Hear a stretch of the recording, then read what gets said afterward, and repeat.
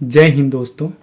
आज हम मुंशी प्रेमचंद जी की एक ऐसी कहानी के बारे में डिस्कस करेंगे जिसके केंद्र में संयुक्त परिवार व्यवस्था है।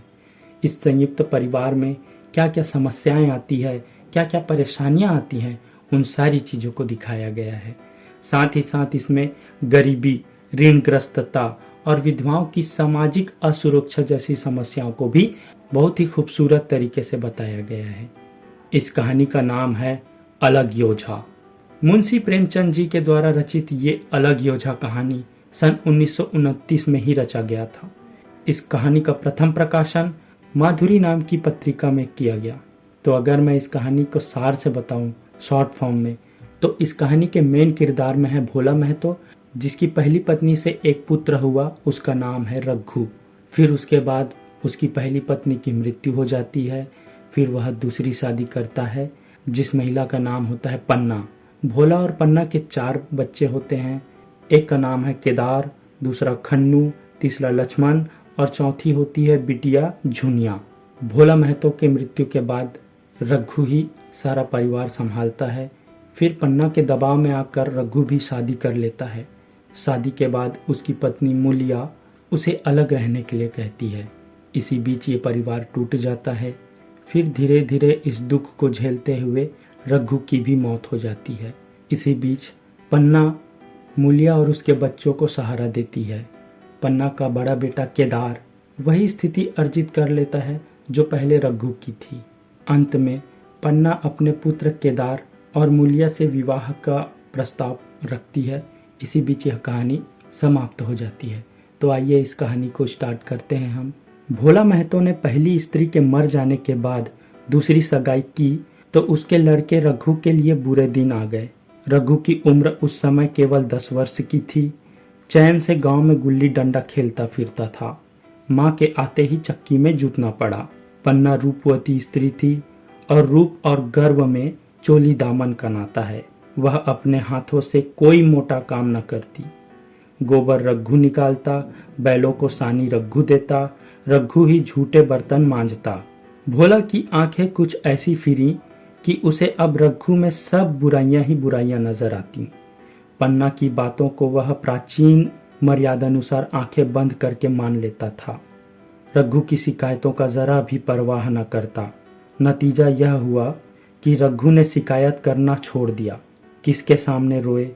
बाप ही नहीं, सारा गांव उसका दुश्मन था। बड़ा जिद्दी लड़का है। पन्ना को तो कुछ समझता ही नहीं। बेचारी उसका दुलार करती है, खिलाती पिलाती है। यह उसी का फल है। दूसरी औरत होती तो निबाह न होता। वह तो कहो पन्ना इतनी सीधी सादी है कि निबाह है। सबल की शिकायतें सब सुनते हैं, निर्बल का फरियाद भी कोई नहीं सुनता। रघु का हृदय माँ की ओर से दिन दिन फटता जाता था। यहाँ तक कि 8 साल गुजर गए और एक दिन भोला के नाम मृत्यु का संदेश आ पहुंचा। पन्ना के 4 बच्चे थे, 3 बेटे और 1 बेटी। इतना बड़ा खर्च और कमाने वाला कोई नहीं। रघु अब क्यों बात पूछने लगा? यह मानी हुई बात थी। अपनी स्त्री लाएगा और अलग रहेगा। स्त्री आकर और भी आग लगाएगा। पन्ना के चारों ओर अंधेरा ही अंधेरा दिखाई देता था। पर कुछ भी हो, वह रघु की आश्रय बनकर घर में न रहेगी। जिस घर में उसने राज किया उसमें अब लौंडी न बनेगी। जिस लौंडे को अपना गुलाम समझा उसका मुंह न ताकेगी। वह सुंदर थी, अवस्था भी कुछ ज्यादा न थी। जवानी अपनी पूरी बहार पर थी। क्या वह कोई दूसरा घर नहीं कर सकती? यही न होगा, लोग हंसेंगे। भला से उसकी बिरादरी में ऐसा होता नहीं। ब्राह्मण ठाकुर थोड़े ही थे कि नाक कट जाए। यह तो ऊंची जातों में होता है कि घर में चाहे जो कुछ करो, बाहर पर्दा ढका रहे। वह तो संसार को दिखाकर दूसरा घर कर सकती है। फिर रघु की दबैल बनकर क्यों रहे? भोला को मरे 1 महीना गुजर चुका था। संध्या हो चुकी थी। पन्ना इसी चिंता में पड़ी हुई थी कि सहसा उसे ख्याल आया, लड़के घर में नहीं हैं। यह बैलों के लौटने का बेला है। कहीं कोई लड़का उसके नीचे न आ जाए। अब द्वार पर कौन है जो उनकी देखभाल करेगा? रघु को मेरे लड़के फूटी आंखों नहीं भाते, कभी हंस कर नहीं बोलता। घर से बाहर निकली तो देखा रघु सामने झोपड़ों में बैठा ऊखी की गणेरिया बना रहा है। तीनों लड़के उसे घेरे खड़े हैं और छोटी लड़की गर्दन में हाथ डाले उसके पीठ पर सवार होने की चेष्टा कर रही है। पन्ना को अपनी आंखों पर विश्वास न आया। आज तो यह नई बात है। शायद दुनिया को दिखाता है कि मैं अपने भाइयों को कितना चाहता हूँ और मन में छुरी रखी हुई है। घात मिले तो जान ही ले ले। काला सांप है काला सांप, कठोर स्वर में बोली। तुम सब के सब वहां क्या करते हो? घर में आओ, सांझ की बेला है, गोरू आते होंगे। रघु ने विनीत नेत्रों से देखकर कहा, मैं तो हूं ही काकी, डर किस बात का है? बड़ा लड़का केदार बोला, काकी रघु दादा ने हमारे लिए 2 गाड़ियां बना दी हैं। यह देख, एक पर हम और खुन्नू बैठेंगे, दूसरी पर लक्ष्मण और झुनिया। दादा दोनों गाड़ियां खींचेंगे। यह कहकर वह कोने से 2 छोटी छोटी गाड़ियां निकाल लाया। 4 पहिए लगे थे। बैठने के लिए तख्ते और रोक के लिए दोनों तरफ बाजू थे। पन्ना ने आश्चर्य से पूछा, ये गाड़ियां किसने बनाई? केदार ने चिढ़ कर कहा, रघु दादा ने बनाई हैं। और किसने? भगत के घर से बसूला और रुखानी मांग लाए और चटपट बना दी। खूब दौड़ती हैं काकी। बैठ खुन्नू, मैं खींचूं। खुन्नू गाड़ी में बैठ गया। केदार खींचने लगा। चर चर का शोर हुआ, मानो गाड़ी भी इस खेल में लड़कों के साथ शरीक है। लक्ष्मण ने दूसरी गाड़ी पर बैठकर कहा, दादा खींचो। रघु ने झुनिया को भी गाड़ी में बैठा दिया और गाड़ी खींचता हुआ दौड़ा। तीनों लड़के तालियां बजाने लगे। पन्ना चकित नेत्रों से यह दृश्य देख रही थी और सोच रही थी कि यह वही रघु है या और। थोड़ी देर बाद दोनों गाड़ियां लौटी। लड़के घर में जाकर इस यान यात्रा का अनुभव बयान करने लगे। कितने खुश थे सब, मानो हवाई जहाज पर बैठ आए हों। खुन्नू ने कहा, काकी सच पेड़ दौड़ रहे थे। लक्ष्मण ने कहा, और बच्चियां कैसे भागी? सब की सब दौड़ी। केदार ने बोला, काकी रघु दादा दोनों गाड़ियां एक साथ खींच ले जाते हैं। झुनिया सबसे छोटी थी। उसकी व्यंजना शक्ति उछल कूद और नेत्रों पर परिमित थी। तालियां बजा बजा कर नाच रही थी। खुन्नू बोलता है, अब हमारे घर गाय भी आ जाएगी काकी। रघु दादा ने गिरधारी से कहा है कि हमें एक गाय ला दो। गिरधारी बोला, कल लाऊंगा। केदार बोलता है, 3 सेर दूध देती है काकी, खूब दूध पिएंगे। इतने में रघु भी अंदर आ गया। पन्ना ने अवहेलना की दृष्टि से देखकर पूछा, क्यों रघु, तुमने गिरधारी से कोई गाय मांगी है? रघु ने क्षमा प्रार्थना के भाव से कहा, हाँ मांगी तो है, कल लाएगा। पन्ना बोली, रुपए किसके घर से आएंगे, यह भी सोचा है? रघु बोलता है, सब सोच लिया हूँ काकी। मेरी यह मुहर है ना, इसके 25 रुपए मिल रहे हैं। 5 रुपए बछिया के मुजरा दे दूंगा, बस गाय अपनी हो जाएगी। पन्ना सन्नाटे में आ गई। अब उसका अविश्वासी मन भी रघु के प्रेम और सजन्नता को अस्वीकार न कर सका। बोली, मुहर को क्यों बेच देते हो? गाय को अभी कौन जल्दी है? हाथ में पैसे हो जाएं तो ले लेना। सुना सुना गला अच्छा ना लगेगा। इतने दिनों गाय नहीं रही तो क्या लड़के नहीं जिए? रघु दार्शनिक भाव से बोला, बच्चों के खाने पीने के यही दिन है काकी। इस उम्र में ना खाया तो फिर क्या खाएंगे? मुहर पहनना मुझे अच्छा भी नहीं मालूम होता। लोग समझते होंगे कि बाप तो मर गया, इसे मुहर पहनने की सूझी है। भोला महतो तो गाय की चिंता में ही चल बसे। न रुपए आए न गाय मिली, मजबूर थे। रघु ने वह समस्या कितनी सुगमता से हल कर दी। आज जीवन में पहली बार पन्ना को रघु पर विश्वास आया। बोली, जब गहना ही बेचना है तो अपनी मुहर क्यों बेचोगे? मेरी हंसली ले लेना। रघु कहता है, नहीं काकी, वह तुम्हारे गले में बहुत अच्छी लगती है। मर्दों को क्या, मुहर पहने या ना पहने। पन्ना बोलती है, चल मैं बूढ़ी हुई, मुझे अब हंसली पहनकर क्या करना है? तू अभी लड़का है, तेरा सुना गला अच्छा ना लगेगा। रघु मुस्कुरा कर बोला, तुम अभी से कैसे बूढ़ी हो गई? गांव में कौन तुम्हारे बराबर हैं? रघु सरल आलोचना से पन्ना को लज्जित कर दिया। उसके रूखे मुरझाए मुख पर प्रसन्नता की लाली दौड़ गई। 5 साल गुजर गए। रघु सा मेहनती, ईमानदार, बात का धनी दूसरा गांव में न था। पन्ना की इच्छा के बिना कोई काम न करता। उसकी उम्र अब 23 साल की हो गई थी। पन्ना बार बार कहती, भैया बहू विदा करा लाओ, कब तक नहर में पड़ी रहेगी। सब लोग मुझे बदनाम करते हैं कि यही बहू को नहीं आने देती। मगर रघु टाल देता था, कहता कि अभी जल्दी क्या है। उसे अपनी स्त्री के रंग ढंग का कुछ परिचय दूसरों से मिल चुका था। ऐसी औरत को घर में लाकर वह अपनी शांति में बाधा नहीं डालना चाहता था। आखिर एक दिन पन्ना ने जिद करके कहा, तो तुम न लाओगे? रघु कहता, कह दिया कि अभी कोई जल्दी नहीं है। फिर पन्ना बोलती है, तुम्हारे लिए जल्दी ना होगी, मेरे लिए तो जल्दी है, मैं आज आदमी भेजती हूँ। रघु कहता है, पछताओगी काकी, उसका मिजाज अच्छा नहीं है। पन्ना बोलती है, तुम्हारी बला से जब मैं उससे बोलूँगी ही नहीं तो वह हवा से लड़ेगी। रोटियां तो बना लेगी, मुझे भीतर बाहर का सारा काम नहीं होता, मैं आज बुलाए लेती हूँ। रघु कहता है, बुलाना चाहती हो बुला लो, मगर फिर यह न कहना कि यह मेहरिया को ठीक नहीं करता, उसका गुलाम हो गया है। पन्ना कहती, ना कहूँगी, जाकर 2 साड़ियाँ और मिठाई ले आ। तीसरे दिन मूलिया मैके से आ गई। दरवाजे पर नगाड़े बजे, सहनाइयों की मधुर ध्वनि आकाश में गूंजने लगी। मुंह दिखावे की रस्म अदा हुई।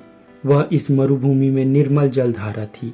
गेहुआ रंग था, बड़ी बड़ी नोकीले पलकें, कपोलों पर हल्की सुर्खी, आंखों में प्रबल आकर्षण। रघु उसे देखते ही मंत्रमुग्ध हो गया। प्रातःकाल पानी का घड़ा लेकर चलती, तब उसका गेहुआ रंग प्रभात की सुनहली किरणों से कुंदन हो जाता, मानो उषा अपनी सारी सुगंध, सारा विकास और सारा उन्माद लिए मुस्कुराती चली जाती हो। मूलिया मैके से ही जली भुनी आई थी। मेरा शौहर छाती फाड़ कर काम करे और पन्ना रानी बनी बैठे रहे, उसके लड़के रईस जादे बने घूमे। मूलिया से यह बर्दाश्त न होगा, वह किसी की गुलामी न करेगी। अपने लड़के तो अपने होते ही नहीं, भाई किसके होते हैं। जब तक पर नहीं निकलते हैं रघु को घेरे हुए हैं। ज्यों ही जरा सयाने हुए पर झाड़ कर निकल जाएंगे, बात भी ना पूछेंगे। एक दिन उसने रघु से कहा, तुम्हें इस तरह गुलामी करनी हो तो करो, मुझसे ना होगी। रघु कहता है, तो फिर क्या करूं, तू ही बता, लड़के तो अभी घर का काम करने लायक भी नहीं है। मूलिया कहती, लड़के रावत के हैं, कुछ तुम्हारे नहीं। यही पन्ना है जो तुम्हें दाने दाने को तरसाती थी। सब सुन चुकी हूँ, मैं लौंडी बनकर ना रहूंगी। रुपए पैसे का मुझे कुछ हिसाब नहीं मिलता, न जाने तुम क्या लाते हो और वह क्या करती है। तुम समझते हो रुपए घर ही में तो हैं, मगर देख लेना तुम्हें जो एक फूटी कौड़ी भी मिले। रघु कहता, रुपए पैसे तेरे हाथ में देने लगूं तो दुनिया क्या कहेगी, यह तो सोच। मूलिया कहती, दुनिया जो चाहे कहे, दुनिया के हाथों बिकी नहीं हूँ। देख लेना भाड़ लिप कर हाथ काला ही रहेगा, फिर तुम अपने भाइयों के लिए मरो, मैं क्यों मरूं। रघु ने कुछ जवाब न दिया। उसे जिस बात का भय था वह इतनी जल्द सिर पर आ पड़ी। अब अगर उसने बहुत तथ्योथम्बी किया तो साल 6 महीने और काम चलेगा। बस आगे यह डोंगा चलता नजर नहीं आता। बकरे की माँ कब तक खैर मनाएगी। एक दिन पन्ना ने महुए का सुखावन डाला। बरसात शुरू हो गई थी। बखार में अनाज गीला हो रहा था। मूलिया से बोली, बहू जरा देखती रहना, मैं तालाब से नहा आऊं। मूलिया ने लापरवाही से कहा, मुझे नींद आ रही है, तुम बैठकर देखो, एक दिन ना नहाओगी तो क्या होगा। पन्ना ने साड़ी उठाकर रख दी, नहाने न गई। मूलिया का वार खाली गया। कई दिन के बाद शाम को पन्ना धान रोप कर लौटी। अंधेरा हो गया था। दिन भर की भूखी थी। आशा थी बहू ने रोटी बना रखी होगी, मगर देखा तो वहां चूल्हा ठंडा पड़ा हुआ था और बच्चे मारे भूख के तड़प रहे थे। मूलिया से आहिस्ते से पूछा, आज अभी चूल्हा नहीं जला? केदार ने कहा, आज दोपहर को भी चूल्हा नहीं जला काकी, भाभी ने कुछ बनाया ही नहीं। पन्ना बोलती, तो तुम लोगों ने खाया क्या? केदार बोला, कुछ नहीं, रात की रोटियां थी, खुन्नू और लक्ष्मण ने खाई, मैं सत्तू खा लिया। पन्ना बोली, और बहू? केदार बोलता है, वह तो पड़ी सो रही हैं, कुछ नहीं खाया। पन्ना ने उसी वक्त चूल्हा जलाया और खाना बनाने बैठ गई। आटा गूंथती थी और रोती थी। क्या नसीब है, दिन भर खेत में जली, घर आई तो चूल्हे के सामने जलना पड़ा। केदार का 14वां साल था। भाभी के रंग ढंग देखकर सारी स्थिति समझ रहा था। बोला, काकी, भाभी अब तुम्हारे साथ रहना नहीं चाहती। पन्ना ने चौंक कर पूछा, क्या कुछ कहती थी? केदार बोलता है, कहती कुछ नहीं थी, मगर है उसके मन में यही बात। फिर तुम क्यों नहीं छोड़ देती? जैसे चाहे रहें, हमारा भी भगवान है। पन्ना ने दांतों में जीभ दबाकर कहा, चुप, मेरे सामने ऐसी बात भूल कर भी न कहना। रघु तुम्हारे भाई नहीं, तुम्हारा बाप है। मूलिया से कभी बोलोगे तो समझ लेना जहर खा लूंगी। दशहरे का त्योहार आया। इस गांव से कोस भर पर पूर्वे में एक मेला लगता था। गांव के सब लड़के मेला देखने चले। पन्ना भी लड़कों के साथ चलने को तैयार हुई, मगर पैसे कहाँ से आए? कुंजी तो मूलिया के पास थी। रघु ने आकर मूलिया से कहा, लड़के मेले जा रहे हैं, सबों को 2-2 आने पैसे दे दो। मूलिया ने त्योरियां चढ़ाकर कहा, पैसे घर में नहीं है। रघु कहता है, अभी तो तेलहन बिका था, क्या इतनी जल्दी रुपए उठ गए? मूलिया बोलती है, हाँ उठ गए। रघु बोला, कहाँ उठ गए, जरा सुनूं। आज त्योहार के दिन लड़के मेला देखने ना जाएंगे? मूलिया कहती, अपनी काकी से कहो पैसे निकालें, गाड़ कर क्या करेंगी? खूंटी पर कुंजी लटक रही थी। रघु ने कुंजी उतारी और चाहा कि संदूक खोले कि मूलिया ने उसका हाथ पकड़ लिया और बोली, कुंजी मुझे दे दो, नहीं तो ठीक ना होगा। खाने पहनने को भी चाहिए, कागज किताब को भी चाहिए, उस पर मेला देखने के लिए भी चाहिए। हमारी कमाई इसलिए नहीं है कि दूसरे खाएं और मूंछों पर ताव दें। पन्ना ने रघु से कहा, भैया पैसे क्या होंगे, लड़के मेले देखने ना जाएंगे? रघु ने छिड़क कर कहा, मेला देखने क्यों नहीं जाएंगे? सारा गांव जा रहा है, हमारे ही लड़के ना जाएंगे? यह कहकर रघु ने अपना हाथ छुड़ा लिया और पैसे निकालकर लड़कों को दे दिए। मगर कुंजी जब मूलिया को देने लगा तब उसने उसे आंगन में फेंक दिया और मुंह लपेट कर लेट गई। लड़के मेला देखने न गए। इसके बाद 2 दिन गुजर गए। मूलिया ने कुछ नहीं खाया और पन्ना भी भूखी रही। रघु कभी इसे मनाता कभी उसे, पर न यह उठती न वह। आखिर रघु ने हैरान होकर मूलिया से पूछा, कुछ मुंह से तो कह, चाहती क्या है? मूलिया ने धरती को संबोधित करके कहा, मैं कुछ नहीं चाहती, मुझे मेरे घर पहुंचा दो। रघु बोलता है, अच्छा उठ, बना खा, पहुंचा दूंगा। मूलिया ने रघु की ओर आंखें उठाई। रघु उसकी सूरत देखकर डर गया। वह माधुर्य, वह मोहकता, वह लावण्य गायब हो गया था। दांत निकल आए थे, आंखें फट गई थीं और नाखून फड़क रहे थे। अंगारे की सी लाल आंखों से देखकर बोली, अच्छा तो काकी ने यह सलाह दी है, यह मंत्र पढ़ाया है, तो यहाँ ऐसी कच्ची नहीं हूँ। तुम दोनों की छाती पर मूंग दलूंगी, हो किस फेर में?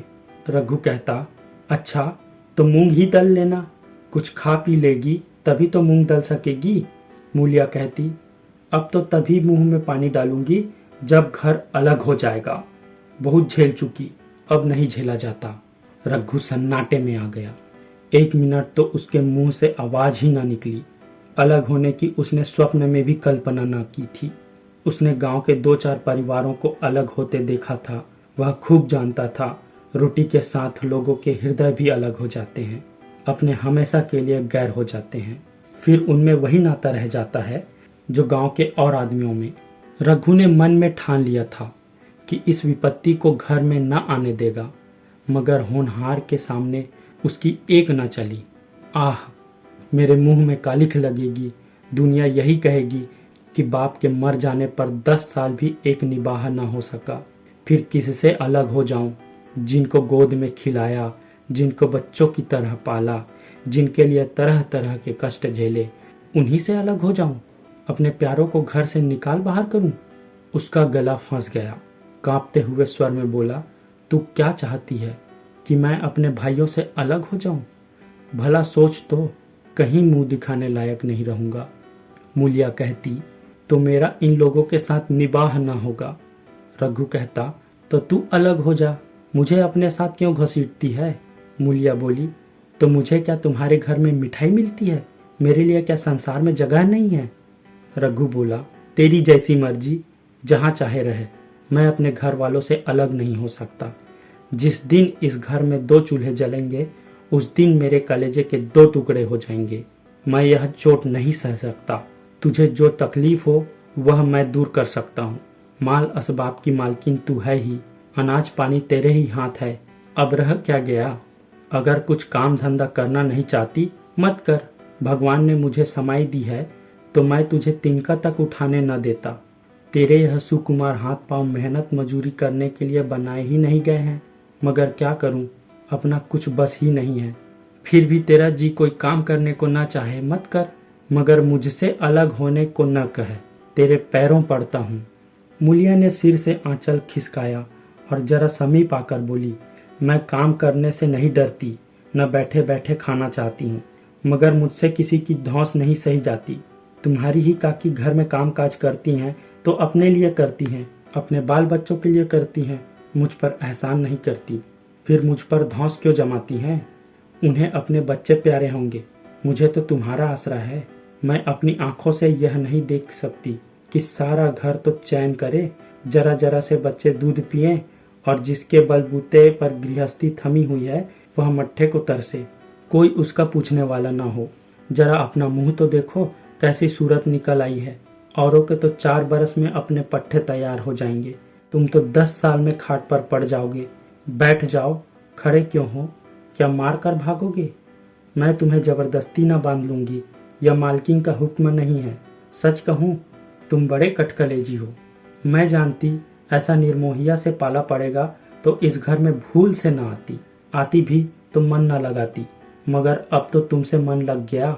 घर भी जाऊं तो मन यहाँ ही रहेगा और तुम जो हो मेरी बात नहीं पूछते। मूलिया की ये रसीली बातें रघु पर कोई असर न डाल सकी। वह उसी रुखाई से बोला, मूलिया, मुझसे यह न होगा। अलग होने का ध्यान करते ही मेरा मन न जाने कैसा हो जाता है। यह चोट मुझसे न सही जाएगी। मूलिया ने परिहास करके कहा, तो चूड़ियां पहनकर अंदर बैठ जाओ ना। लाओ, मैं मूंछें लगा लूं। मैं तो समझती थी कि तुम में भी कुछ कसबल है, अब देखती हूँ तो नीरे मिट्टी के लोंदे हो। पन्ना दालान में खड़ी दोनों की बातचीत सुन रही थी। अब उससे न रहा गया। सामने आकर रघु से बोली, जब वह अलग होने पर तुली है, फिर तुम क्यों उसे जबरदस्ती मिलाए रखना चाहते हो? तुम उसे लेकर रहो, हमारे भगवान मालिक हैं। जब महतो मर गए थे और कहीं पत्ती की भी छाह न थी, जब उस वक्त भगवान ने निभाह दिया तो अब क्या डर? अब तो भगवान की दया से तीनों लड़के सयाने हो गए हैं, अब कोई चिंता नहीं। रघु ने आंसू भरी आंखों से पन्ना को देखकर कहा, काकी, तू भी पागल हो गई है क्या? जानती नहीं, 2 रोटियां होते ही 2 मन हो जाते हैं। पन्ना कहती, जब वह मानती ही नहीं तब तुम क्या करोगे? भगवान की यही मर्जी होगी तो कोई क्या करेगा? परलाब्ध में जितने दिन एक साथ रहना लिखा था उतने दिन रहे, अब उसकी यही मर्जी है तो यही सही। तुमने मेरे बाल बच्चों के लिए जो कुछ किया वह मैं भूल नहीं सकती। तुमने इनके सिर पर हाथ न रखा होता तो आज इनकी न जाने क्या गति होती, न जाने किसके द्वार पर ठोकरे खाते होते, न जाने कहाँ कहाँ भीख मांगते फिरते। तुम्हारा जस मरते दम तक गाऊंगी। अगर मेरी खाल तुम्हारे जूते बनाने के काम आए तो खुशी से दे दूंगी। चाहे तुमसे अलग हो जाऊं, पर जिस घड़ी पुकारोगे कुत्ते की तरह दौड़ी आऊंगी। यह भूलकर भी ना सोचना कि तुमसे अलग होकर मैं तुम्हारा बुरा चेतूंगी। जिस दिन तुम्हारा अनभल मेरे मन में आएगा उसी दिन विष खाकर मर जाऊंगी।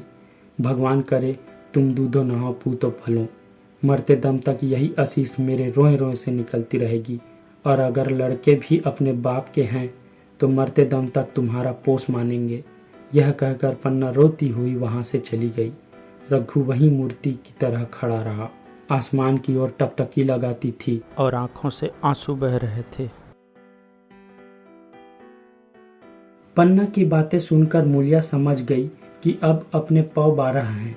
चटपट उठी, घर में झाड़ू लगाया, चूल्हा जलाया और कुएं से पानी लाने चली। उसकी टेक पूरी हो गई थी।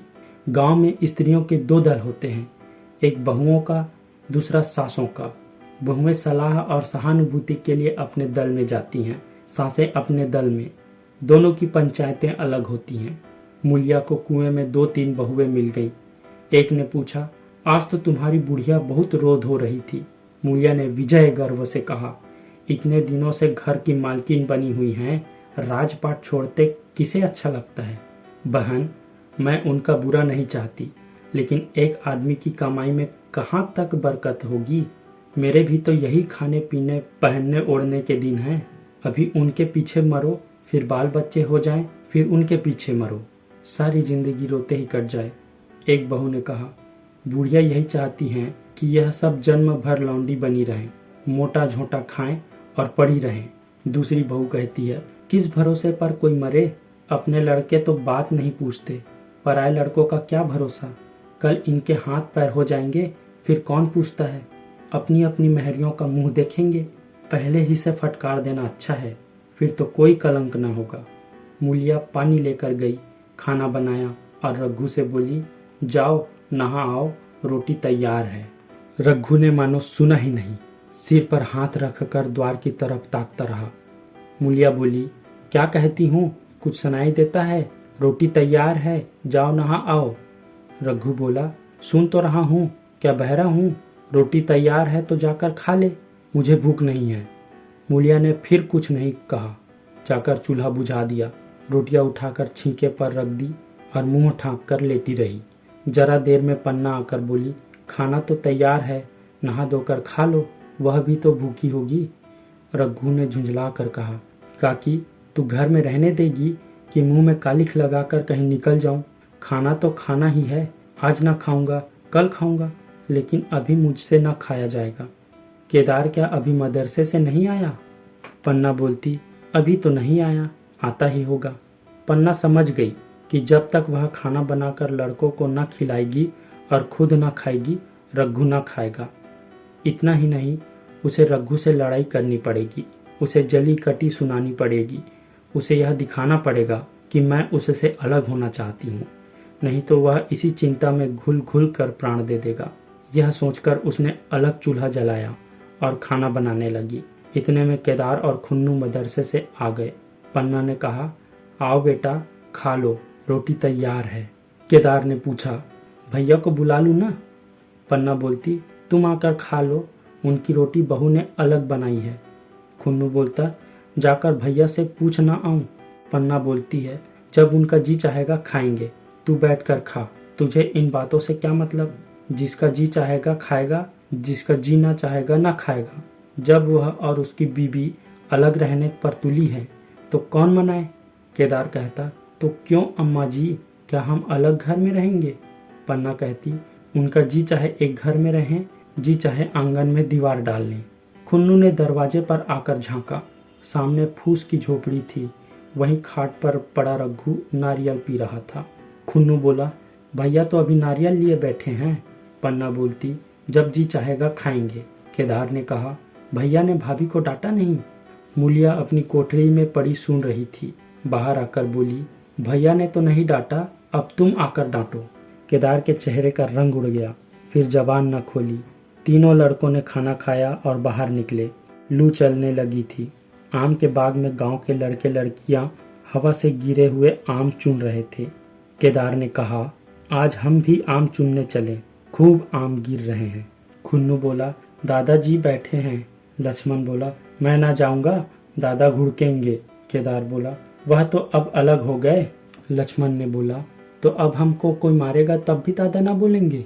केदार ने बोला, वाह, तब क्यों ना बोलेंगे। रघु ने तीन लड़कों को दरवाजे पर खड़े देखा, पर कुछ बोला नहीं। पहले तो वह घर के बाहर निकलते ही उन्हें डांट बैठता था, पर आज वह मूर्ति के समान निश्चल बैठा रहा। अब लड़कों को कुछ साहस आया, कुछ दूर और आगे बढ़े। रघु अब भी ना बोला, कैसे बोले वह सोच रहा था। काकी ने लड़कों को खिला पिला दिया, मुझसे पूछा तक नहीं। क्या उसकी आंखों में भी पर्दा पड़ गया है। अगर मैंने लड़कों को पुकारा और वह ना आए तो मैं उनको मार पीट तो नहीं सकूंगा। लू में सब के सब मारे मारे फिरेंगे, कहीं बीमार न पड़ जाएं। उसका दिल महसूस कर रह जाता था, लेकिन मुंह से कुछ कह न सकता था। लड़कों ने देखा कि यह बिल्कुल नहीं बोलते तो निर्भय होकर चल पड़े। सहसा मूलिया ने आकर कहा, अब तो उठोगे कि अब भी नहीं। जिनके नाम पर फाका कर रहे हो उन्होंने मजे से लड़कों को खिलाया और आप खाया। अब आराम से सो रही हैं। मोर पिया मोरी बात न पूछे, मोर सुहागिन नाव। एक बार भी तो मुंह से न फटा कि भैया खा लो। रघु को इस समय मर्मांतक पीड़ा हो रही थी। मूलिया के इन कठोर शब्दों ने घाव पर नमक छिड़क दिया। दुखित नेत्रों से देखकर बोला, तेरी जो मर्जी थी वही तो हुआ, अब जा ढोल बजा। मूलिया बोली, नहीं, तुम्हारे लिए थाली परोसे बैठी हूँ। रघु बोला, मुझे चिढ़ा मत, तेरे पीछे मैं बदनाम हो रहा हूँ। जब तू किसी की होकर नहीं रहना चाहती तो दूसरे को क्या गरज है जो मेरी खुशामद करे। जाकर काकी से पूछ, लड़के आम चुनने गए हैं, उन्हें पकड़ लाऊं। मूलिया अंगूठा दिखाकर बोली, यह जाता है, तुम्हें 100 बार गरज हो जाकर पूछो। इतने में पन्ना भी भीतर से निकल आई। रघु ने पूछा, लड़के बगीचे में चले गए काकी, लू चल रही है। पन्ना बोली, अब उनका कौन पूछता है, बगीचे में जाएं, पेड़ पर चढ़ें, पानी में डूबें, मैं अकेली क्या क्या करूं। रघु बोला, जाकर पकड़ लाऊं। पन्ना बोलती है, जब तुम्हें अपने मन से ही नहीं जाना है तो फिर मैं जाने को क्यों कहूं। तुम्हें रोकना होता तो रोक ना देते, तुम्हारे सामने ही तो गए होंगे।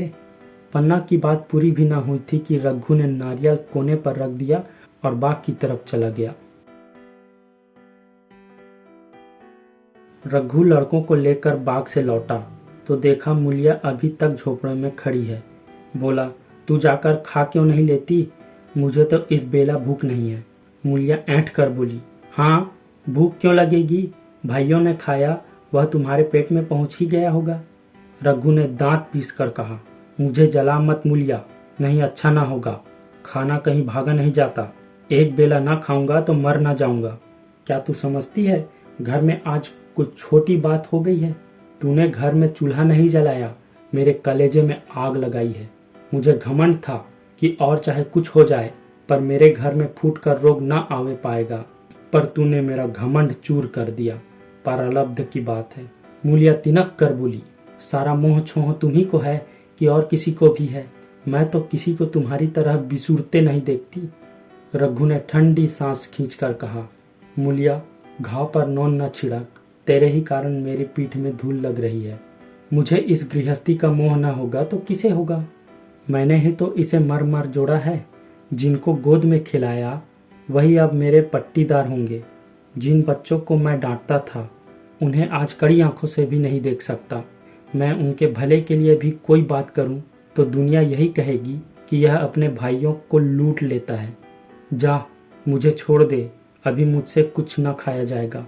मूलिया बोली, मैं कसम रखा दूंगी, नहीं चुपके से चले जाओ। रघु बोला, देख अब भी कुछ नहीं बिगड़ा है, अपनी हट छोड़ दे। मूलिया बोली, हमारा ही लहू पिए जो खाने न उठे। रघु ने कानों पर हाथ रख कर कहा, यह तूने क्या किया मूलिया, मैं तो उठ ही रहा था, चल खा लूं। नहाने धोने कौन जाए, लेकिन इतना कह देता हूँ कि चाहे 4 की जगह 6 रोटियां खा जाऊं, चाहे तू मुझे घी के मटके में ही डुबा दे, पर यह दाग मेरे दिल से न मिटेगी। मूलिया बोली, दाग साग सब मिट जाएगा, पहले सबको ऐसा ही लगता है। देखते नहीं हो उधर कैसी चैन की बंसी बज रही है।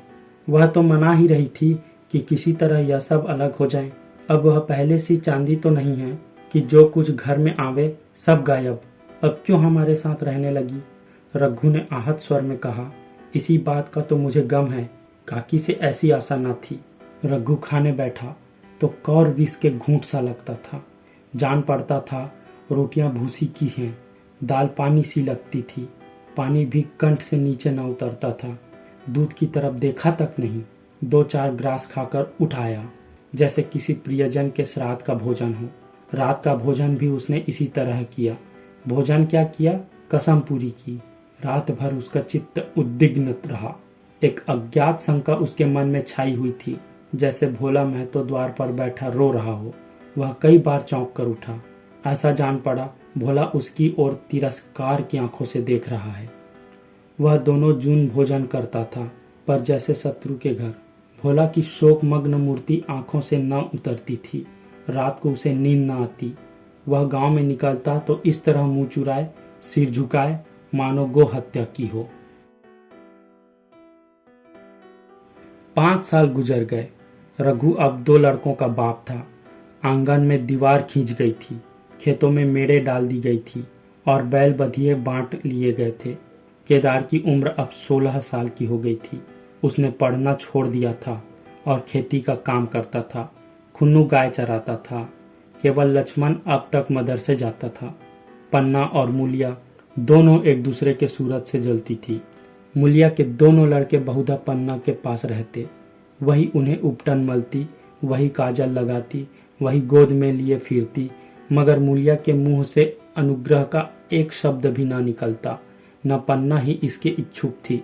वह जो कुछ करती निर्ब्याज भाव से करती थी। वह खुद ऊपर का काम काज कर लेती। इसके विरुद्ध रघु अपने घर का अकेला था। वह भी दुर्बल, अशक्त और जवानी में बूढ़ा। अभी आयु 30 वर्ष की न थी, लेकिन बाल खिचड़ी हो गए थे। कमर भी झुक चली थी। खांसी ने जीर्ण कर रखा था। देख कर दया आती थी। और खेती पसीने की वस्तु है। खेतों की जैसी सेवा होनी चाहिए वह उससे न हो पाती। फिर अच्छी फसल कहाँ से आती? कुछ ऋण भी हो गया था। वह चिंता और भी मारे डालती थी। चाहिए तो यह था कि अब उसे आराम मिलता। इतने दिनों के निरंतर परिश्रम के बाद सिर का बोझ कुछ हल्का होता, किंतु मूलिया का स्वार्थपरता और अदूरदर्शिता ने लहराती हुई खेती उजाड़ दी। अगर सब एक साथ रहते तो वह सब पेंशन पा जाता। मजे से द्वार पर बैठा हुआ नारियल पीता। भाई काम करता, वह सलाह देता। महतो बना फिरता, कहीं किसी के झगड़े चुकाता, कहीं साधु संतों की सेवा करता। पर वह अवसर हाथ से निकल गया। अब तो चिंता भार दिन दिन बढ़ता जाता था। आखिर उसे धीमा धीमा ज्वर रहने लगा। हृदय शूल, चिंता, कड़े परिश्रम और अभाव का यही पुरस्कार है। पहले कुछ परवाह न की, समझा आप ही आप अच्छा हो जाएगा। मगर कमजोरी बढ़ने लगी तो दवा की फिक्र हुई। जिसने जो बता दिया खा लिया। डॉक्टरों और वैद्यों के पास जाने का सामर्थ्य कहाँ, और सामर्थ्य भी होती तो रुपए खर्च कर देने के सिवा और नतीजा ही क्या था। जीर्ण स्वर की औषधि आराम है और पुष्टिकारक भोजन। न वह बसंत मालती का सेवन कर सकता था और न आराम से बैठकर बलवर्धक भोजन कर सकता था। कमजोरी बढ़ती ही गई। पन्ना को अवसर मिलता तो वह आकर उसे तसल्ली देती, लेकिन उसके लड़के अब रघु से बात भी नहीं करते थे। दवा दारू तो क्या करते, उसका और मजाक उड़ाते। भैया समझते थे कि हम लोग से अलग होकर सोने के ईंट रख लेंगे। भाभी भी समझती थी सोने से लज जाऊंगी। अब देखें कौन पूछता है। सिसक सिसक कर न मरे तो कह देना। बहुत हाय हाय भी अच्छी नहीं होती। आदमी उतना काम करे जितना हो सके, यह नहीं कि रुपए के लिए जान ही दे दे। पन्ना कहती रघु बेचारे का कौन दोष है। केदार कहता चल मैं खूब समझता हूँ। भैया की जगह मैं होता तो डंडे से बात करता। मजाल थी कि औरत यूं जीत करती। यह सब भैया की चाल थी, सब सदी बदी बात थी। आखिर एक दिन रघु का टिमटिमाता हुआ जीवन दीपक बुझ गया। मौत ने सारी चिंताओं का अंत कर दिया। अंत समय उसने केदार को बुलाया था, पर केदार को उख में पानी देना था। डरा कहीं दवा के लिए ना भेज दें। बहाना बता दिया। मूलिया का जीवन अंधकारमय हो गया। जिस भूमि पर उसने मंसूबे की दीवार खड़ी की थी अब नीचे से खिसक गई थी। जिस खूंटे के बल पर वह उछल रही थी वह उखड़ गया था।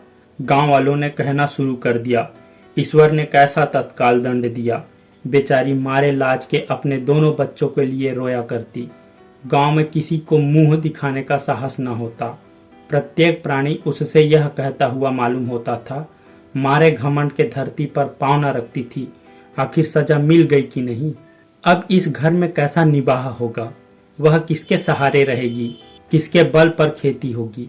बेचारा रघु बीमार था, दुर्बल था, पर जब तक जीता रहा अपना काम करता रहा।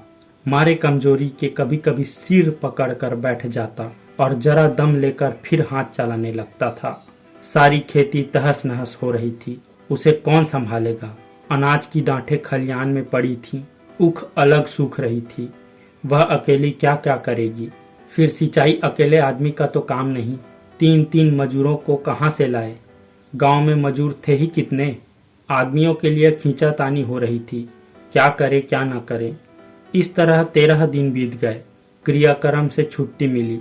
दूसरे ही दिन सवेरे मूलिया ने दोनों बालकों को गोद में उठाया और अनाज मारने चली। खलिहान में पहुंचकर उसने एक को तो पेड़ के नीचे घास के नर्म बिस्तर पर सुला दिया और दूसरे को वहीं बैठाकर अनाज मारने लगी। बैलों को हाँकती थी और रोती थी। क्या इसलिए भगवान ने उसको जन्म दिया था? देखते देखते क्या से क्या हो गया। इन्हीं दिनों पिछले साल भी अनाज मारा गया था। वह रघु के लिए लोटे में शरबत और मटर की घुंघनी लेकर आई थी।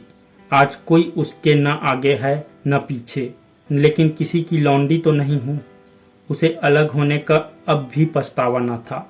एकाएक छोटे बच्चे का रोना सुनकर उसने उधर ताका तो बड़ा लड़का उसे चुमकार कर रहा था। भैया तुप लहो। धीरे धीरे उसके मुंह पर हाथ फेरता था और चुप कराने के लिए विफल था। जब बच्चा किसी तरह न चुप हुआ तो वह खुद उसके पास लेट गया और उसे छाती से लगाकर प्यार करने लगा। मगर जब यह प्रयत्न भी सफल न हुआ तो वह रोने लगा। उसी समय पन्ना दौड़ी आई और छोटे बालक को गोद में उठाकर प्यार करती हुई बोली, लड़कों को मुझे क्यों न दे आई बहू? हाय हाय, बेचारा धरती पर पड़ा लोट रहा है। जब मैं मर जाऊं तो जो चाहे करना, अभी मैं जीती हूँ। अलग हो जाने से बच्चे तो नहीं अलग हो गए? मूलिया ने कहा, तुम्हें भी तो छुट्टी नहीं थी अम्मा, क्या करती? पन्ना बोली, तो तुझे यहाँ आने की क्या जल्दी थी? डांट मारना जाती। 3 लड़के तो हैं और किस दिन काम आएंगे?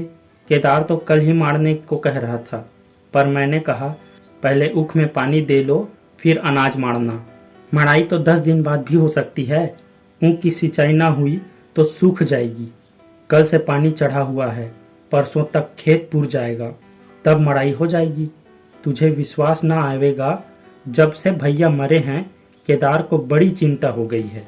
दिन में 100 बार पूछता है, भाभी बहुत रोती तो नहीं है? देख लड़के भूखे तो नहीं हैं। कोई लड़का रोता है तो दौड़ा आता है। देख अम्मा क्या हुआ, बच्चा क्यों रोता है?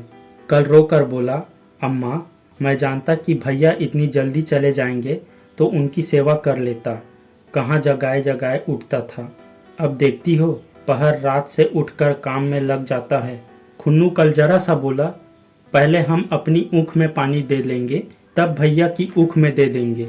इस पर केदार ने ऐसा डांटा कि खुन्नू के मुंह से फिर बात न निकली। बोला, कैसी तुम्हारी और कैसी हमारी ऊख? भैया ने जिला न जिया होता तो आज या तो मर गए होते या कहीं भीख मांगते होते। आज तुम बड़े ऊख वाले बने हो। यह उन्हीं का पुण्य प्रताप है कि आज भले आदमी बने बैठे हो। परसों रोटी खाने को बुलाने गई तो मड़ैया में बैठा रो रहा था। पूछा, क्यों रोता है? तो बोला, अम्मा भैया इसी अलग योझे के दुख से मर गए, नहीं अभी उनकी उम्र ही क्या थी। यह उस बखत न सूझा, नहीं उनसे क्यों बिगाड़ करते। यह कहकर पन्ना ने मूलिया की ओर संकेत पूर्ण दृष्टि से देखकर कहा, तुम्हें वह अलग न रहने देगा बहू। कहता है भैया हमारे लिए मर गए तो हम भी उनके बाल बच्चों के लिए मर जाएंगे। मूलिया की आंखों में आंसू जारी थे। पन्ना की बातों में आज सच्ची वेदना, सच्ची सांत्वना, सच्ची सच्चिंता भरी हुई थी। मूलिया का मन कभी उसकी ओर इतना आकर्षित न हुआ था, जिनसे उसे व्यंग और प्रतिकार का भय था। वे इतने दयालु, इतने शुभेच्छु हो गए थे। आज पहली बार उसे अपनी स्वार्थपरता पर लज्जा आई। पहली बार आत्मा ने अलग योझे पर धिक्कारा। इस घटना को हुए 5 साल गुजर गए। पन्ना आज बूढ़ी हो गई है। केदार घर का मालिक है, मूलिया घर की मालकिन है। खुन्नू और लक्ष्मण के विवाह हो चुके हैं, मगर केदार अभी तक कंवारा है। कहता है मैं विवाह न करूंगा। कई जगहों से बातचीत हुई, कई सगाइयां आई, पर उसने हामी न भरी। पन्ना ने कंपे लगाए, जाल फैलाए, पर वह न फंसा। कहता औरतों से कौन सुख। मेहरिया घर में आई और आदमी का मिजाज बदला। फिर जो कुछ है वह मेहरिया है। माँ बाप भाई बंधु सब पराए हैं। जब भैया जैसे आदमी का मिजाज बदल गया तो फिर दूसरों की क्या गिनती। 2 लड़के भगवान के दिए हैं और क्या चाहिए। बिना ब्याह किए 2 बेटे मिल गए। इससे बढ़कर और क्या होगा। जिसे अपना समझो वह अपना है, जिसे गैर समझो वह गैर है। एक दिन पन्ना ने कहा, तेरा वंश कैसे चलेगा। केदार कहता है, मेरा वंश तो चल रहा है, दोनों लड़कों को अपना ही समझता हूँ। पन्ना कहती है, समझने ही पर है तो तू मूलिया को भी अपनी महरिया समझता होगा। केदार ने झेंपते हुए कहा, तुम तो गाली देती हो अम्मा। पन्ना बोली, गाली कैसी, तेरी भाभी ही तो है। केदार बोलता है, मेरे जैसे लट्ठ गंवार को क्या पूछने लगी। पन्ना बोली, तू करने को कहे तो मैं उससे पूछूं। केदार बोला, नहीं मेरी अम्मा, कहीं रोने गाने ना लगे। पन्ना बोली, तेरा मन हो तो मैं बातों बातों में उसके मन की स्थाह लूं। केदार बोलता है, मैं नहीं जानता, जो चाहे कर। पन्ना केदार के मन के बात समझ गई। लड़के का दिल मुनिया पर आया हुआ है, पर संकोच और भय के मारे कुछ नहीं कहता। उसी दिन उसने मूलिया से कहा, क्या करूं बहू, मन की लालसा मन में ही रह जाती है। केदार का घर भी बस जाता तो मैं निश्चिंत हो जाती। मूलिया कहती है, वह तो करने ही नहीं कहते। पन्ना बोलती है, कहता है ऐसी औरत मिले जो घर में मेल से रहे तो कर लूं। मूलिया कहती है, ऐसी औरत कहाँ मिलेगी, कहीं ढूंढो। पन्ना बोली, मैंने तो ढूंढ लिया है। मूलिया बोलती है, सच, किस गांव की है। पन्ना बोली, अभी ना बताऊंगी, मुदा यह जानती हूँ कि उससे केदार की सगाई हो जाए तो घर बस जाए और केदार की जिंदगी भी सफल हो जाए। न जाने लड़की मानेगी कि नहीं। मूलिया कहती है फिर, मानेगी क्यों नहीं अम्मा, ऐसा सुंदर, कमाऊ, सुशील वर और कहाँ मिला जाता है। उस जन्म का कोई साधु महात्मा है, नहीं तो लड़ाई झगड़े के डर से कौन बिना बहा रहता है। कहाँ रहती है, मैं जाकर उसे मना लाऊं। पन्ना बोली, तू चाहे तो मना ले, तेरे ही ऊपर है। फिर मूलिया बोलती है, मैं आज ही चली जाऊंगी अम्मा, उसके पैर पकड़ कर मना लाऊंगी। पन्ना बोली, बता दूं, वह तू ही है। मूलिया लजा कर बोली, तुम तो अम्मा जी गाली देती हो। पन्ना बोलती है, गाली कैसी, देवर ही तो है। मूलिया बोली, मुझ जैसी बुढ़िया को वह क्यों पूछेंगे। पन्ना बोलती है, वह तुझी पर दांत लगाए बैठा है, तेरे सिवा कोई और उसे भाती ही नहीं, डर के मारे कहता नहीं, पर उसके मन की बात मैं जानती हूँ। वैधव्य के शोक से मुरझाया हुआ मूलिया का पीत बदन कमल की भांति अरुण हो उठा। 10 वर्षों में जो कुछ खोया था वह इसी एक क्षण में मानो ब्याज के साथ मिल गया। वही लावण्य, वही विकास, वही आकर्षण, वही लोच। तो इस तरह यह हमारी कहानी अलग योझा समाप्त होती है। वीडियो कैसी लगी कमेंट पर ज़रूर बताएं और लाइक, शेयर और सब्सक्राइब ज़रूर करें। धन्यवाद।